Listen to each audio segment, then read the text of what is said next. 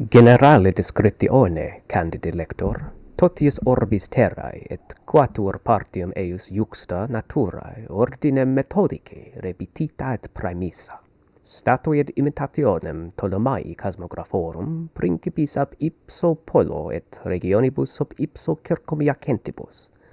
Singularum de inceps particularum geographiam incohare, ut nimirum ab alto ad inferiora descendens et a sinistris ad dexteriora progrediens.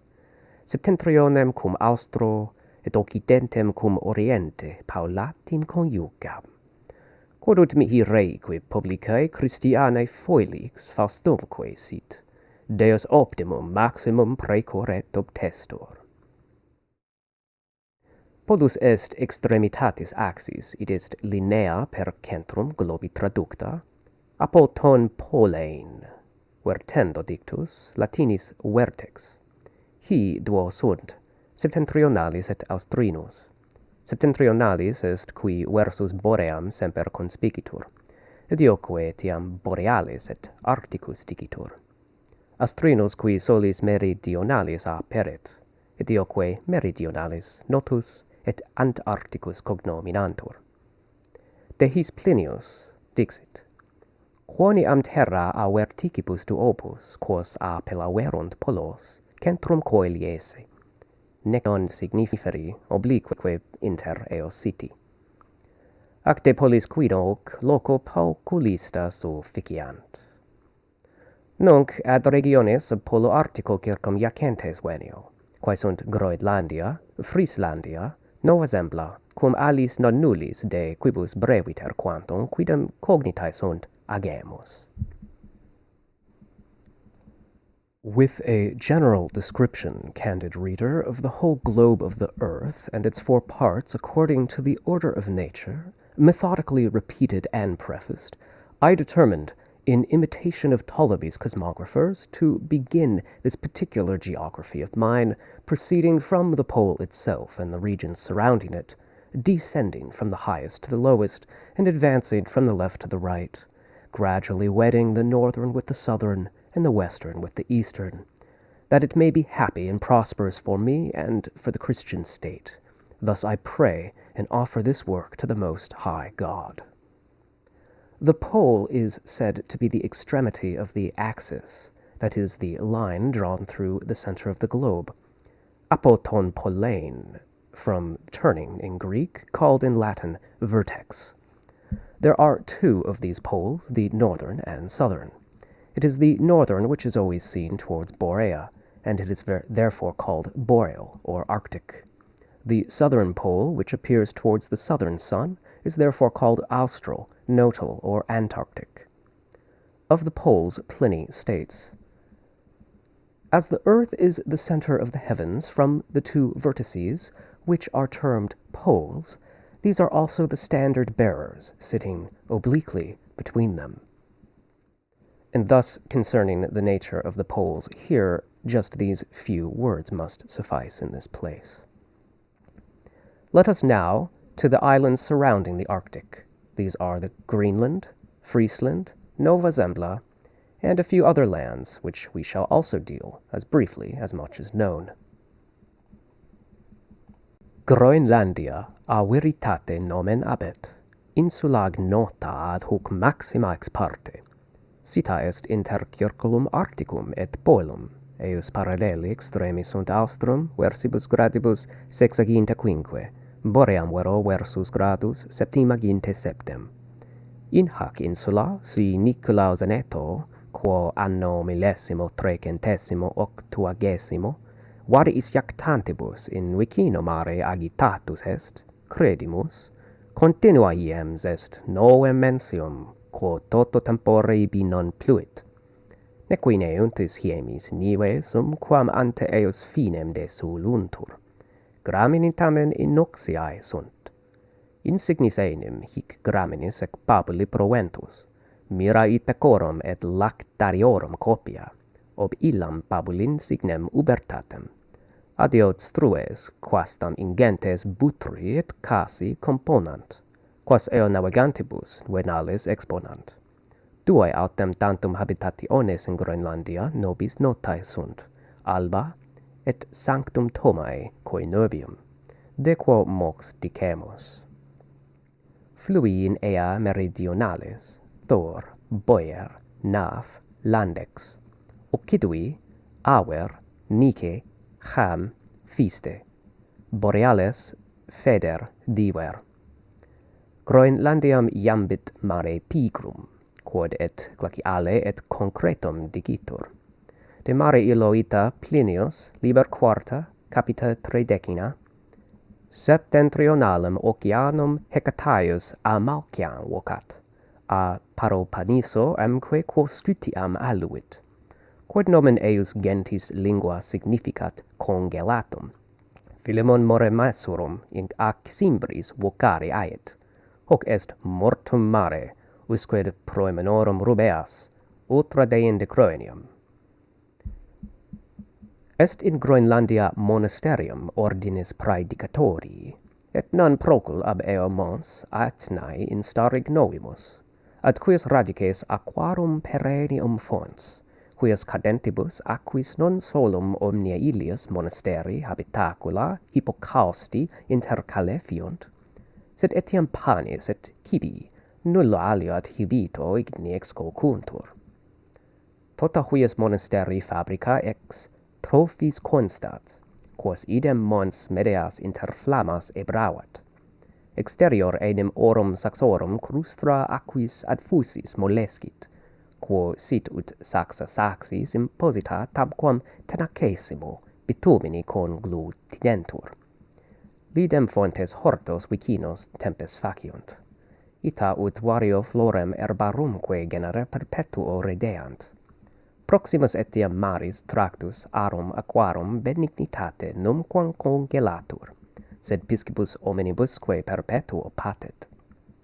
Inde hic tantus aquatilium pisciumque ex frigidoribus locis concursus, ut non solum hi monarchi, sed circum vicini etiam aquae suaviter unde vivant habeat.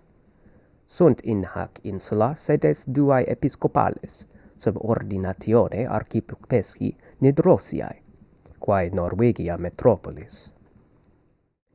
Incula naturae magicis incantantibus addicti, ferruntur magicis artibus et carminibus quiere tempestates maris et involuere periculis peregrinas naves, quas sunt praedaturi.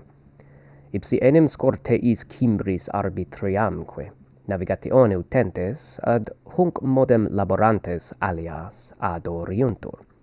Magna ex parte Christiani sunt, omnesque fuerunt fideles, sed pastorum negligentiad idolatriam multi relapsi sunt. Greenland, which takes its name from its vegetation, is an island largely still unknown. It is situated between the Arctic Circle and the Pole. Its most extreme parallels are from 65 degrees north latitude on its southern tip to 77 degrees on the northern. In this island, if we are to believe Nicholas Zenato, who in the year 1380 was agitated by various crossings in the nearby sea, there is a continuous winter of 9 months, during which it does not rain, nor does the snow at the beginning of winter ever melt before its end. And yet the grass is unharmed. For the production of grass and fodder is most remarkable here. There is also a wonderful abundance of cattle and dairy, owing to the remarkable abundance of fodder. So much so that they put together huge piles of butter and cheese, which are set out for sale to the sailors. There are only 2 dwellings known to us in Greenland, the convents of Alba and St. Thomas, of which we shall speak shortly. The southern flowing rivers in Greenland are the Thor, the Boer, the Naf, and the Landex. The western rivers are the Aver, the Nisse, Ham, and Fiste. The northern rivers are the Feder and the Diver. Greenland is lapped by the Lazy Sea, which is also called Sea of Ice or Sea of Concrete. Pliny, in Book 4, Chapter 13, speaks thus of the sea. Hecataeus calls the northern ocean Amalkia, from the river Paropenisus, by which Scythia was fed, because that name means frozen in the language of the people. Philemon states that it is called Mora Marusa by the Cimbri, that is, Sea of Death, as far as the red promontories, and beyond them, Cronius. There is in Greenland a monastery of the order of the Predicators, not far from it a fiery mountain like Aetna, at the foot of which is a perennial spring, by whose steaming waters not only all the dwellings of that monastery are heated with a hypocaust, but also bread and food are cooked using no other means. The whole structure of the monastery is made up of stones, which the same mountain burns in the midst of flames.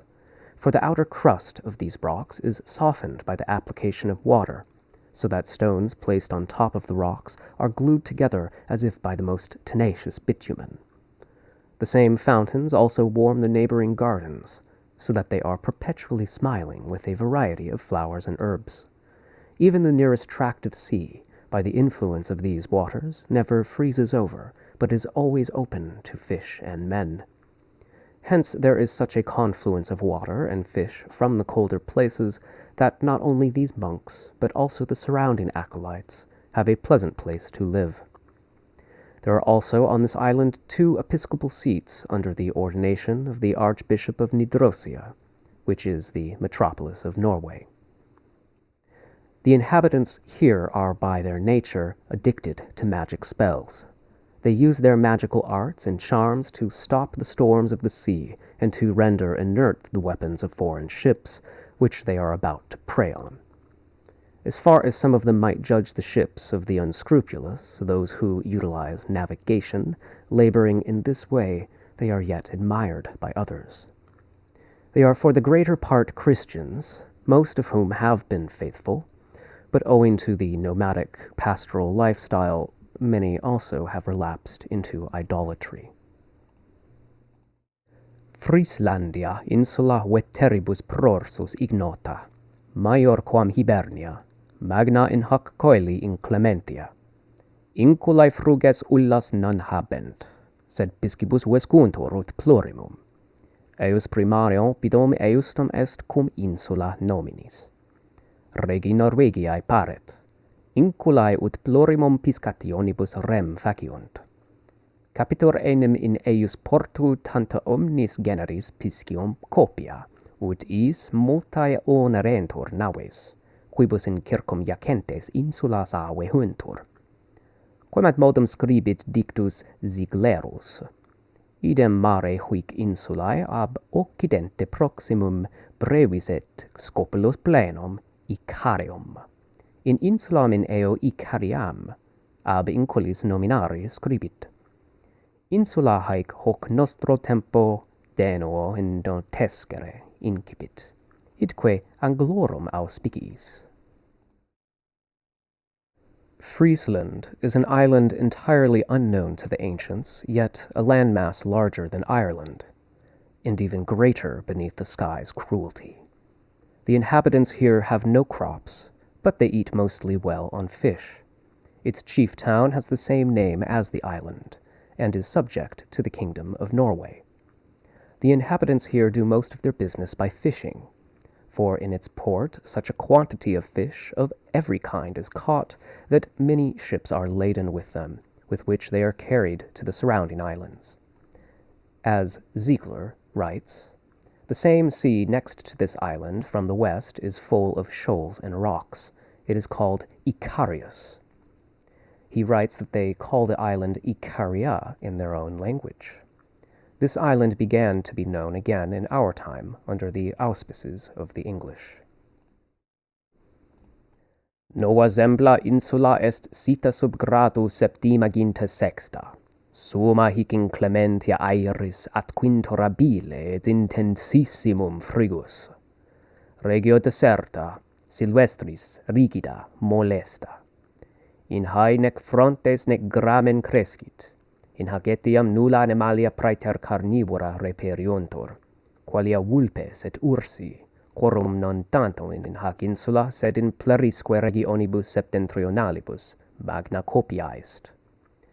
Est in ros maerorum quas Walruschen appellant, quae sunt monstra ad modum robustum adiot in piscatorum scafas interdume vertant. Longe maiores sunt istae belluae marinae bobus, in mare etiam viventes, praeditae corio instar focarum, brevi pilo rictu leonino, super glaciem plerumque stabulantur, quadrupedes sunt, et auribus carent, difficultur interficiuntur, nisi temporibus capitis contusis, pariunt oinum et altarum catulum. The land of Nova Zembla is situated at a latitude of 76 degrees. Here the air is extremely harsh, and the cold is intolerable and intense. It is a deserted, wild, harsh, and troublesome region. Neither leaves nor grass are able to grow here. Also, no animals are to be found except carnivores, such as foxes and bears, of which there is an abundance not only on this island, but in most of the northern coastal regions. There are also sea cows, which they call walrussen. These are quite robust monsters, such that they occasionally overturn fishermen's boats. These beasts are more massive than oxen, but living in the sea, they are endowed with skin like seals, with short hairs, with a lion's grin, and they are seen standing on the ice. They are quadrupedal. They have no ears, and they are killed with great difficulty, except only when their head is first bruised. They do give birth to 1 or 2 pups. Freta hic sunt, fretum vegats, forbiceri et davis. Fretum vegats protenditur ad ortum usque ad crucis dictum angulum, deinde ad arcta peliotem usque ad dissidi angulum, palo ad orientem virgentem. In astralis lateris vegats continente Wilhelmus Bernardi aliquos agrestiores homines reperiri samiutas appellatos. Vestium orum quibus utuntur forma, similis est illi quam nostri pictores silvestribus hominibus tribuunt. Minime tamen silvestres sunt, sed bono intellectu praediti. Amiciuntur pellibus rangi ferorum a capiteus quad pedes, ut plurimum brevi sunt corpora, lata planaque facie, parvis oculis brevibus cruribus et divocatis, agelesque sunt in cursu et in saltu. Credas habent in quibus unum aut 2 rangi feros iungunt, qui unum aut alterum hominem incedentem tam celeri cursu trahunt, ut nullum nostrorum equorum aequari illis posit. Here are the straits, the Waigots, the Forbiceri, and Davis. The Strait of Waigots extends from Ortus as far as the quarter called Crucis, then to Arctopeliot as far as the corner of Decidius, turning a little towards the east. On the southern continental side of the Waigots, William Bernard found some native people called the Samuta. The form of the dress which they use is similar to that which our painters attribute to wild men, yet they are by no means savage, but endowed with a good intelligence. They cover themselves with the skins of reindeer from head to foot. For the most part they are short in body, broad and flat in the face, with small eyes, short and splayed legs, such that they are most agile in running and jumping. They have sleds, to which they attach 1 or 2 reindeer, which draw 1 or 2 mounted men at such a rapid pace that none of our horses can match them.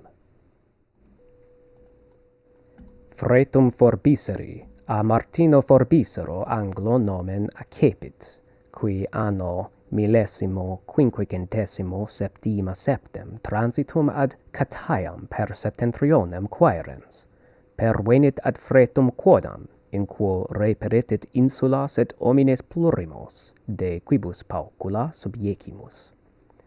Homines eus loci ab omni cultu alieni, crudis ferarum ac piscium carnibus vescuntur. Vestiuntur pellibus ferarum venatione captarum, herbas etiam crudas bestiarum in morum devorant.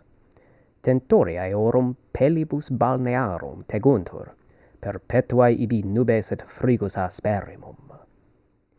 Canibus qui lupos nostros specie referunt, sub jugum misis, utuntur ad res necessarias super glaciem ad vehendas. Arma illis sunt arcus, sagittae et funda, valda delectantur rebus splendentibus et tinientibus. Qualem regionem collant, quam Dei cognationem habeant, ignoratur. Nulli ibi ligna, cervi multi, et sicut regio sterilis est. Homines stupidi, tardi et sine omni ingenio. Terram non colunt, contenti rebus quas ponte producit. Venatione vivunt, potus illis sanguis ferrarum est calidus, aut aqua glaciei. Nulli stic flui, nullae scaturigines, quod violentia frigus terra ita concludat. Ut aquarum scaturigo erumpere nequeat. Homines sunt mangi laboris, venatores strenui et praesertim in aucupiis astutissimi. Utuntor cervo navigii genere ex coris confecto, in qui uno solum modo homini locus, qui unico tantum remo opus est, dextra instrumentum tenet coius tello iaculatur. Cuius exemplum in Anglia visum, ubi homo quem forbicerus secum hinc duxerat eum omnium admiratione cygnos, quod illi a regina congessum erat, hoc modo acu pabatur. Hic cum aliquando Bristolii tibicinem forbiceri equum conscendere vidisset, conscendere it ipse voluit, sed facie ad caudam converso equo incidit non sine magno spectantium risu et voluptate. The Strait of Forbicer took its name from Martinus Forbicer, an Englishman who, in the year 1577, seeking a passage to Cathay through the north, had reached a certain strait which he found both islands and a large number of people, of which we will describe a few. The people of this place, free from all foreign influence, feed on the flesh of wild beasts and fish. They clothe themselves in the skins of beasts caught in the hunt, and it is their custom to devour the raw herbs of the fields as well. Their tents are covered with the skins of whales, as there are perpetual clouds and the harshest cold in this place. The dogs of this region, which bear resemblance to our wolves, are put under the yoke and used to transport their necessary things over the ice. Their weapons are bows, arrows, and slings. They are quite fond of shiny and tinkling things. What religion they worship, or what knowledge of God they might have, is unknown. There is no wood here, but many deer. As the land is barren of agriculture, the people are generally dull, slow, and without much intelligence. They do not worship the earth, being content with what it produces of its own accord. They live by hunting and gathering. Their drink is the blood of wild beasts, or else the water of ice. There are no rivers, no springs, because the force of the cold so closes the earth that no spring of water can break out. The people are very laborious. They are active hunters, and most cunning, especially in hunting. They employ a certain kind of boat made of skins, in which there is only room for one hunter, who needs only a single oar, and in the right hand he holds the instrument by which the weapon is slung. An example of this was seen in England, where a man whom Forbicer had brought with him hence, to the astonishment of all, caught swans in this manner, which had been granted to him by the Queen. And when he had seen Forbicer, the piper of Bristol, mounting his horse, the man wanted as well to mount one himself, but he sat on the horse with his face turned towards the tail, not without the great laughter and pleasure of the onlookers. Fretum Davis, itidem a Ioanne Davis Anglo appellationem accepit, qui anno millesimo quinquegentesimo octaginta quintum et duobus proximis littora Americae, vel potius Groenlandiae circium spectantia a quinquaginta tria gradu ad septimaginta quintum, transitum illae in Cinam scrutando perlegit. The Strait of Davis similarly received its name from John Davis, an Englishman, who in the year 1585 sailed around the two nearer coasts of America, or rather around Greenland, from the 53rd to the 75th degree northern latitude, in his attempt to find a crossing to China, and so he diligently mapped this coastline. Quae de Euripis illis, quator in tabula vides, de sumpta sunt ex itineratio Jacobi noxem busco ducensis, qui refert, quod tamen ab alio prius accipit, mi moritam quendam angulum oxoniensem mathematicum terras polo circum vicinias descripsisse, et astrolabio dimenso esse, in hanc sequentem formam fere. Uti ex Jacobo collegit Mercator. Euripos illos quatur dicit tanto impetu ad interiorem voraginem rapi, ut naves semel ingressae nullo vento retroagi possint. Neque verum quam tantum ibi ventum esse ut mollae frumentariae circum agendae sufficiat.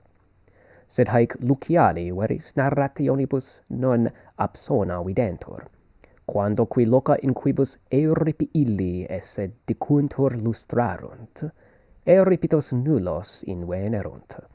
Scilicet Hollandi, qui usque ad octimaginte unum latitudinis gradum apertum mare invenerunt. At de septentrionalibus autem populis ita scribit Mella. In Asiatico litere primi hyperborei super Aquilonem, Crypheosque montes, sub ipso siderum cardine jactent, ubi sol non quotidiut nobis, sed primum verno aequi noctio exortus, autumnali demum occitit, et ideo sex mensibus dies, et totitem alis nox usque continuast, terra angusta aprica per se fertilis, cultores justissimi, et diutius quam ulli mortalium et beatius vivunt. Quipe festo semper otio laeti, non bella movere, non iurgia. Sacris operati maxime Apollonis, quorum primitias delon missisi per virgines suas, deende per populus sub inde tradentes ulterioribus.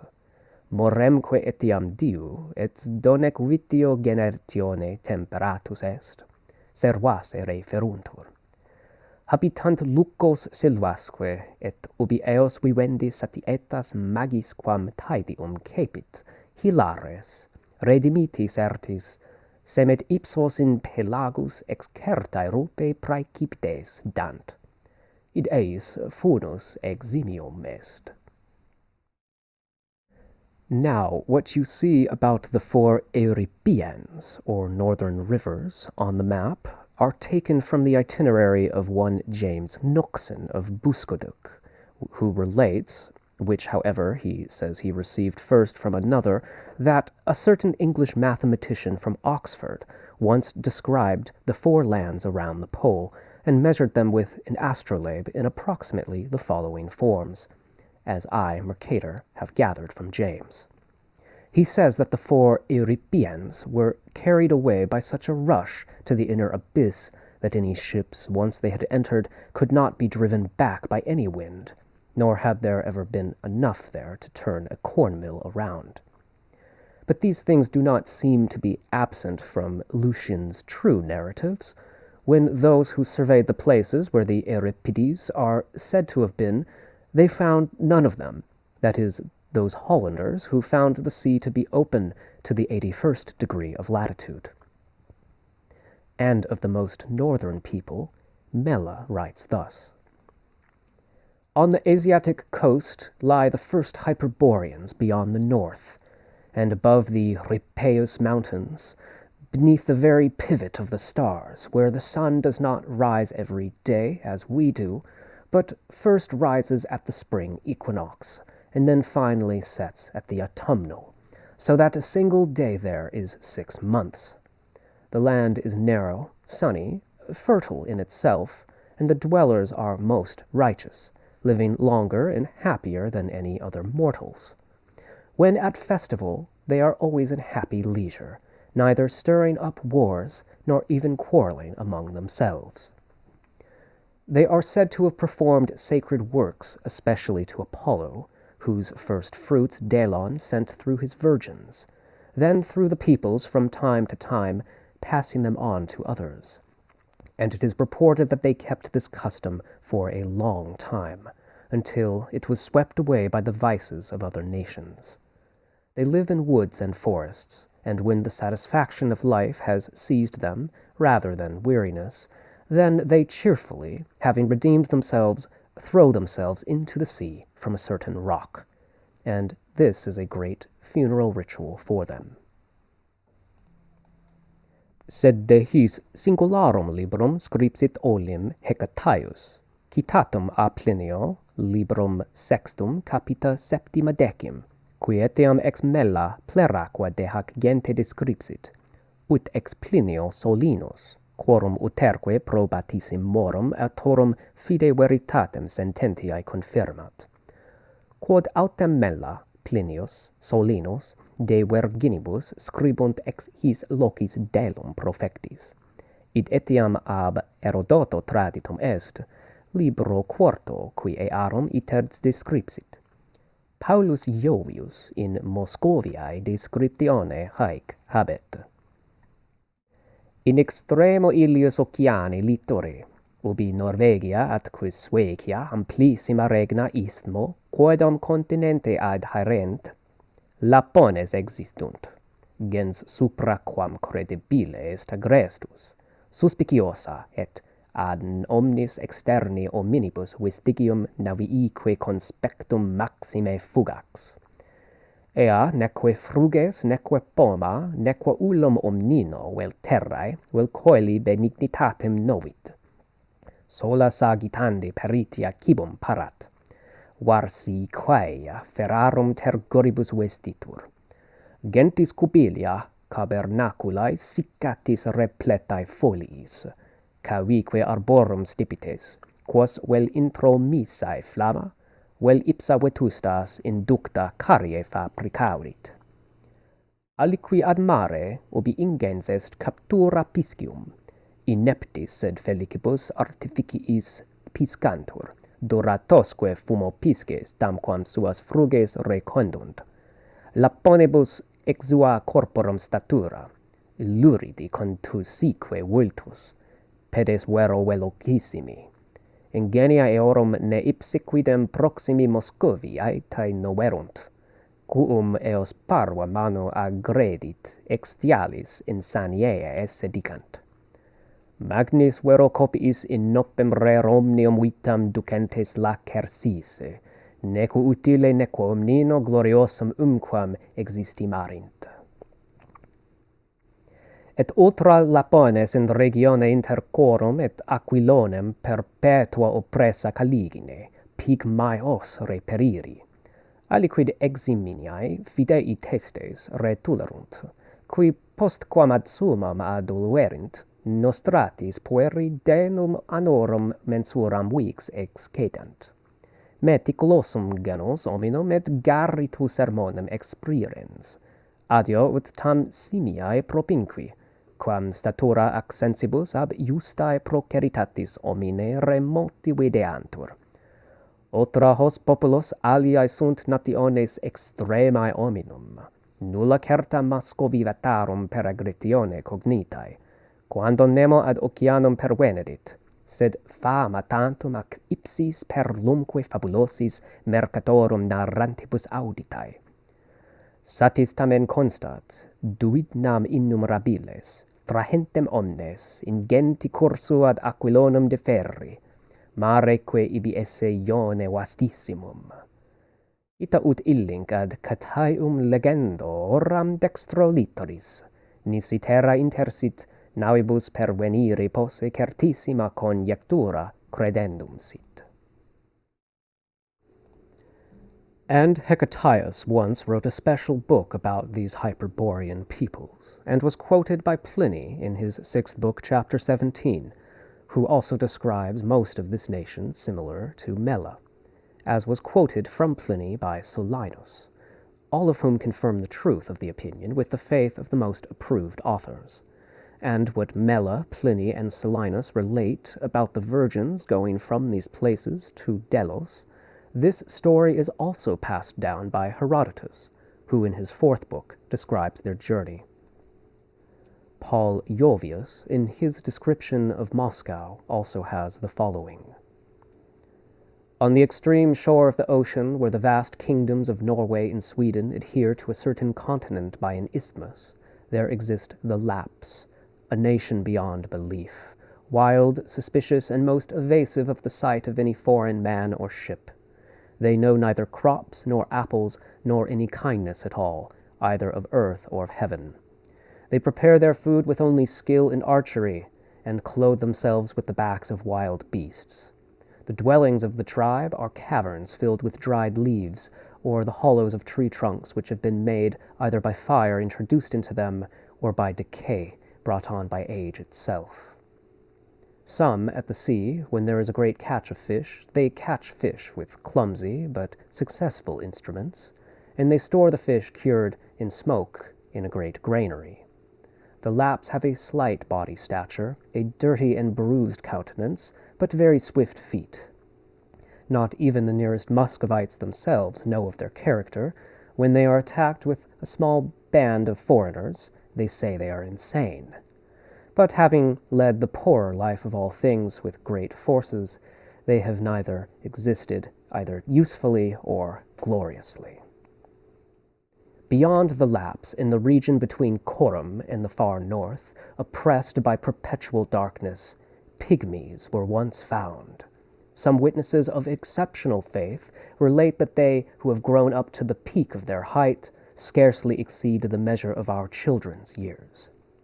A meticulous race of men, expressing their chattering speech so much that they seem both akin to apes, and removed in stature and senses from a man of just stature. Beyond these people there are other extreme nations of men, of whom there is no certain passage of the Muscovites known, when no one came to the ocean but only the fame and pearls themselves, and the fabulous stories of merchants once heard.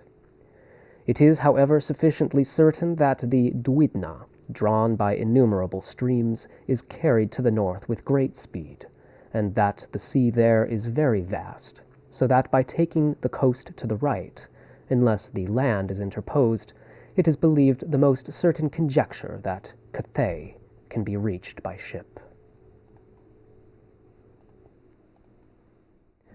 Caetarum de Hyperboreum habitatione expedit adire philosophorum accurantissimas disputationes, quae sunt apud conciliatorum septima et sexaginta differentia.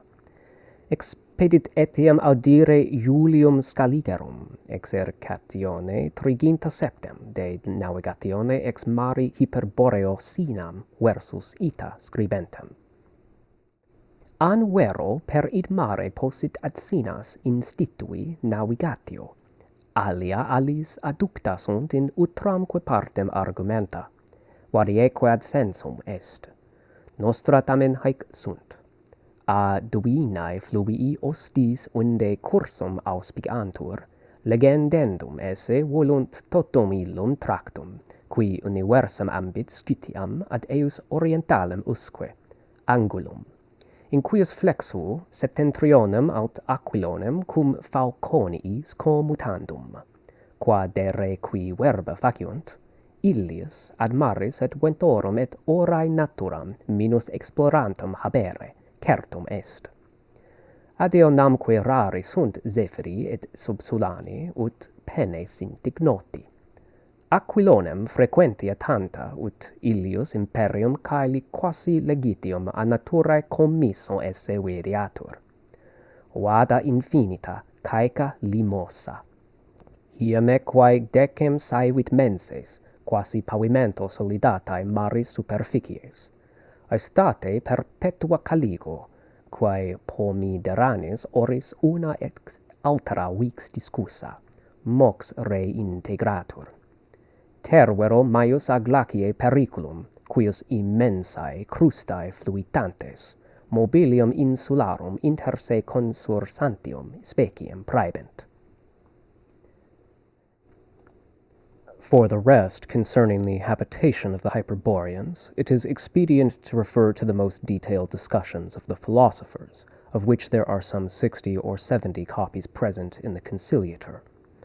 It is also expedient to hear Julius Scaliger, in his 37th volume, writing of the voyage from the Hyperborean Sea towards China. Whether indeed a voyage to China could be established by sea, different arguments have been brought forward on different sides, and variously agreed upon. But these things are our own.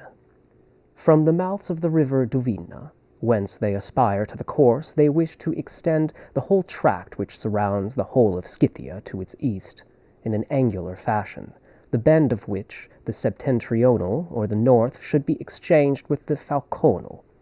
It is obvious that those who speak of these matters have much less explored the nature of the sea and winds and the coast.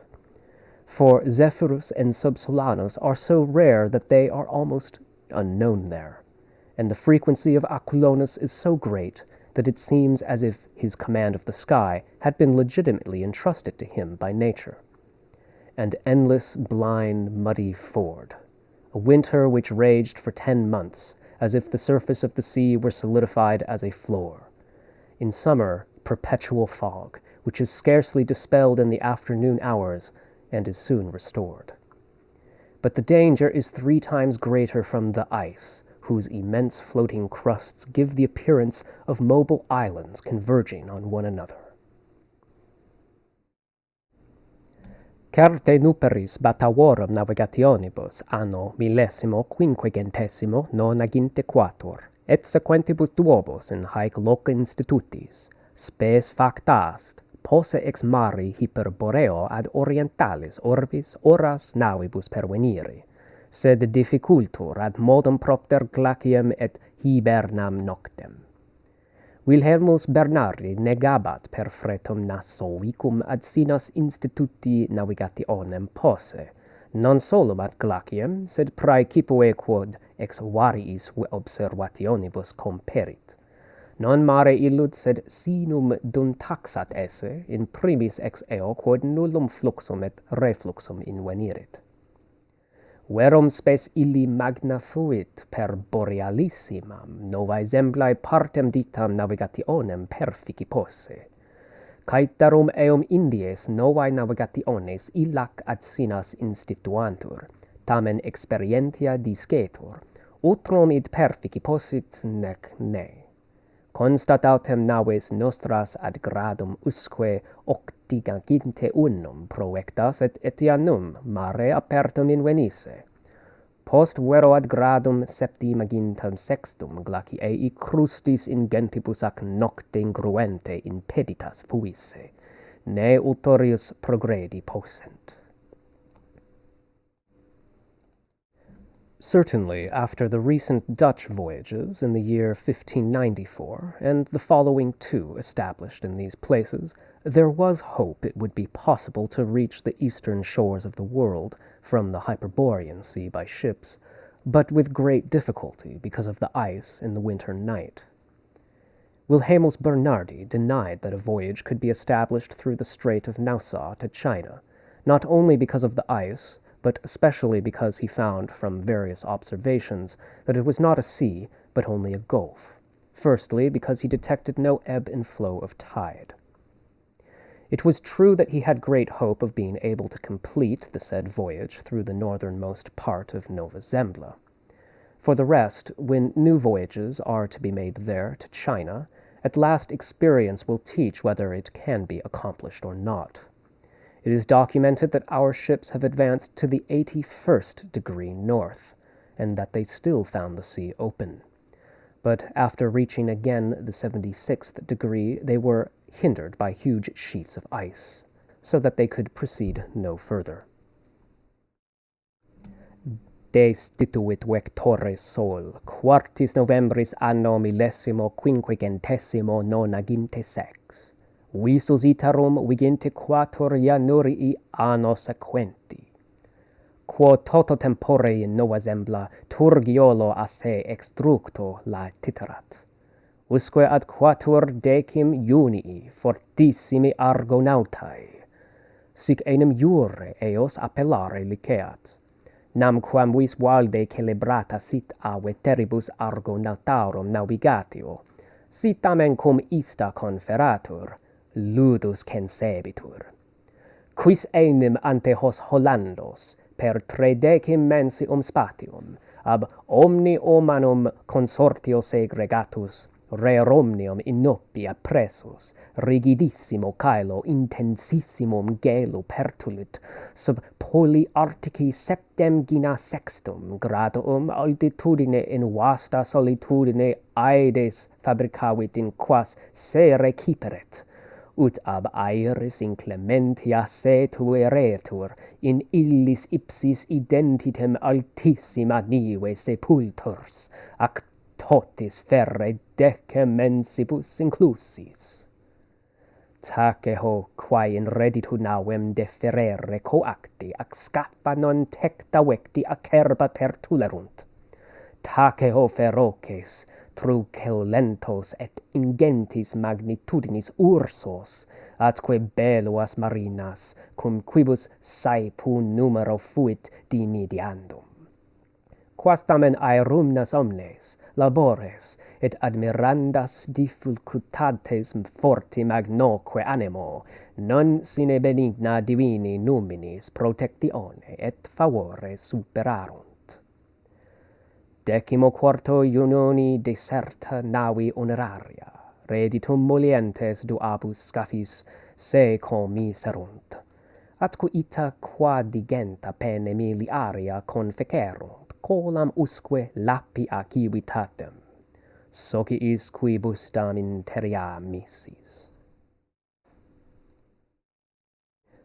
The sun left the sailors on the 4th of November in the year 1596. It was seen again on the 24th of January the following year.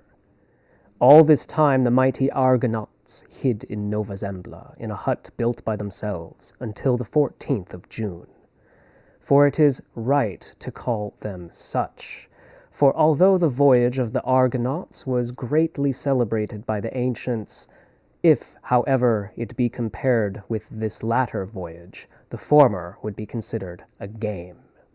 For who, before these Hollanders, for a space of 13 months, isolated from all human society, oppressed by the want of all things, endured the most rigid sky and the most intense frosts under the Arctic pole at a height of 76 degrees in the vast wilderness, who built a house in which to retreat, so that he could shelter himself from the harshness of the air?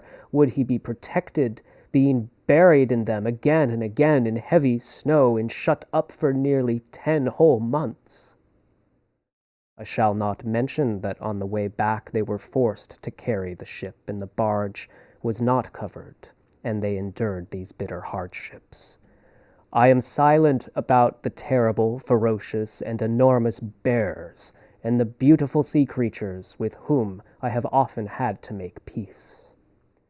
Nevertheless, they overcame all these hardships, labors, and surprising difficulties with faith and great courage, and not without the kind protection and favor of the divine deity. And so on the 14th day of June, intending to return to the deserted cargo ship, they embarked in 2 small boats, and thus covered nearly 40 miles. They reached as far as the city of Colum in Lapia, having lost several of their comrades along the way.